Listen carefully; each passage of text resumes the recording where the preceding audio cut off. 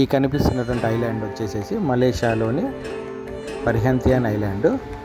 So ఈ ఐలాండ్కి రావాలంటే మలేషియాలో ఉన్నటువంటి కౌలాలంపూర్ ఎయిర్పోర్ట్ నుంచి కోటాపూర్ ఎయిర్పోర్ట్కి రావాలి. కోటాపూర్ ఎయిర్పోర్ట్ నుంచి కౌలా బెసెట్ జెట్టి అనేటువంటి ప్లేస్కి మనము ట్యాక్సీలో రావాలి. అక్కడ నుంచి మనం ఫెర్రీ తీసుకొని పర్హెంతియాన్ ఐలాండ్ చేరుకోవాలి. ఇక్కడ ఐలాండ్లో ఎన్నో ఐలాండ్స్ ఉంటాయి. సో ఇక్కడ మనం ఏదో ఒక ఐలాండ్లో మనము లాడ్జ్ తీసుకోవాలి.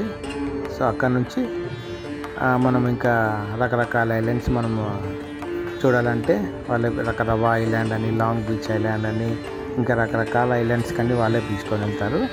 సో ఇవన్నీ కూడా మనం చూడవచ్చు.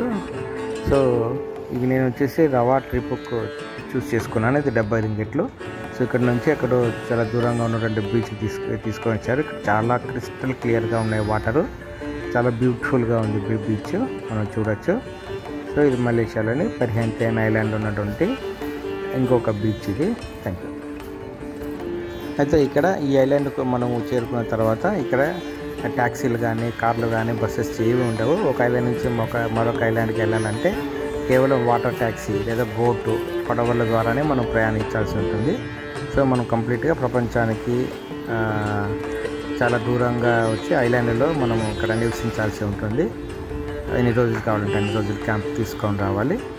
సో ఇదంతా కూడా వాటర్ ప్రపంచము, నీళ్ళ ప్రపంచంలో మనము ఉన్నట్లు ఒక చక్కని అనుభూతి మనం సంపాదించుకోవచ్చు. సో చాలా బ్యూటిఫుల్గా ఉంటుంది. ప్రతి ఒక్కరు కూడాను ఇది పర్హెంతియాన్ ఐలాండ్ చూడాల్సిన ప్లేస్ అని చెప్పుకోవచ్చు. Thank you.